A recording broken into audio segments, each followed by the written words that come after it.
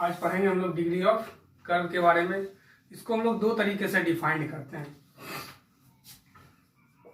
It is defined into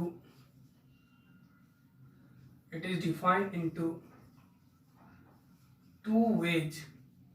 इसको हम लोग दो तरीके से डिफाइन करते हैं।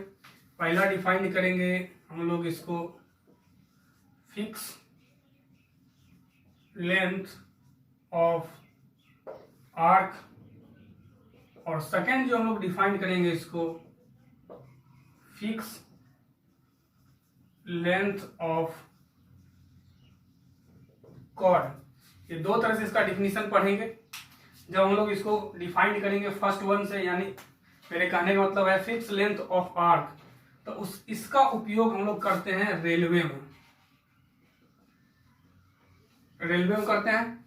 और जब हम लोग फिक्स लेंथ ऑफ कॉर्ड का से डिफाइन करते हैं इसको, तो इसका उपयोग हम लोग रोडवे में करते हैं। तो एक एक करके डिफाइन करते हैं।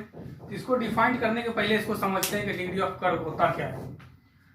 कि मान लेते हैं एक सर्किल है जिसका रेडियस मेरा r है। ये सर्किल है, इसका रेडियस r है, ये सेंटर O है।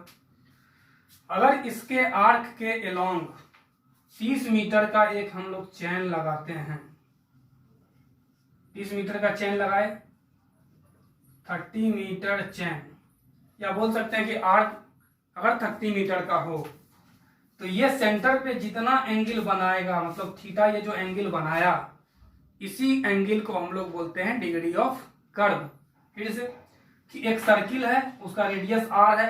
अगर उसके आर्क के अलोंग अगर हम लोग 30 मीटर का चैन लगाते हैं, या 30 मीटर का आर्क जितना सेंटर पे एंगल बनाता है, उसी को हम लोग बोलते हैं डिग्री ऑफ कर्व। इससे फिक्स लेंथ ऑफ आर्क। यहाँ पे फिक्स लेंथ कहने का मतलब क्या हुआ कि आर्क का लेंथ ये फिक्स है। कितना फिक्स है? तो 30 मीटर।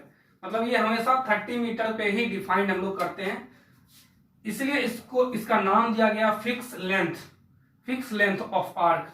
इसका डिफिनीशन देखते हैं। इसको डिफाइन करते हैं हम लोग। The degree of curve may be defined,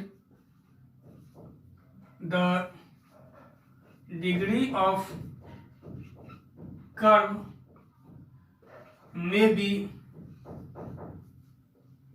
defined as the center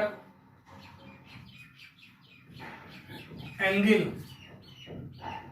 of curve, that is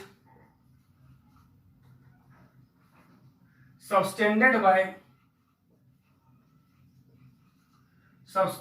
by an arc of length 30 metre, या इसको हम लोग 100 फीट।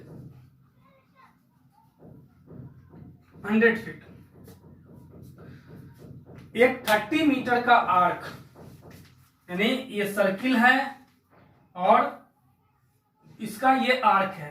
अगर ये 30 मीटर का आर्क है और ये रेडियस r है, मान लेते हैं ये O है, तो जितना एंगल बनाएगा कहाँ?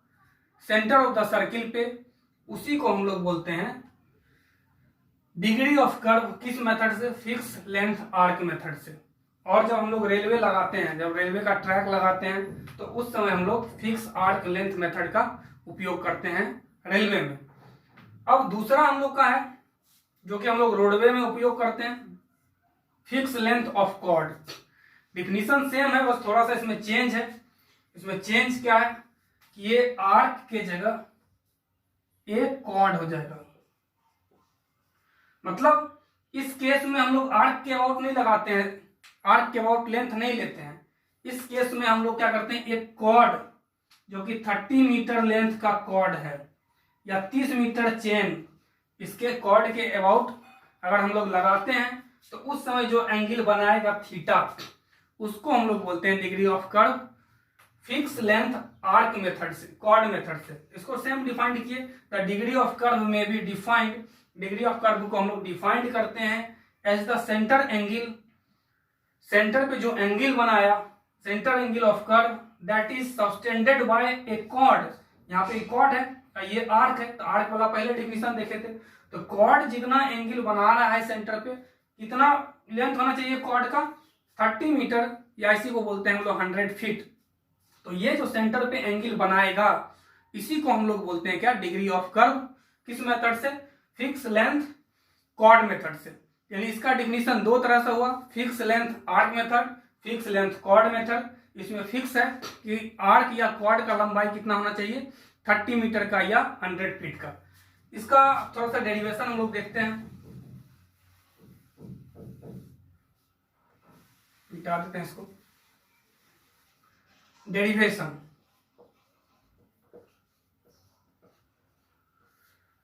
मान लेते हैं कि एक सर्किल है, उसका सेंटर O है और इसका रेडियस R है। Let theta be the angle subtended by an arc of 30 metre length. मान लिए कि एक आर्क का लंबाई 30 मीटर है, यहाँ एक आर्क है, यही आर्क है, इसको हम लोग चेन से मेजर किए तो कितना आया, 30 मीटर, और ये एंगल सेंटर पे बना रहा है थीटा, यही लिखे। Let theta with the angle subtended by an arc of 30 metre. एक 30 मीटर का आर्क है जो कि सेंटर पे कितना एंगल बना रहा है, थीटा एंगल बना रहा है। अब इसका रेडियस कितना है, r। The radius of circle is r। मान लिया कि सर्किल का रेडियस कितना है, r है। इसका ये टोटल सरकमफेरेंस कितना होगा, 2 पाई r के बराबर होगा। Total circumference of circle equal to 2 pi r। Clear है, 2 पाई r। यानी जब ये 2 पाई r डिस्टेंस जाएगा, यानी 2 पाई r जब डिस्टेंस हम लोग मूव करेंगे तो कितना एंगल मूव कर जाएंगे, 360 एंगल मूव कर जाएंगे। अब 1 मीटर जाने के लिए हम लोग को 360 डिवाइडेड बाय 2 पाई r का एंगल मूव करना पड़ेगा।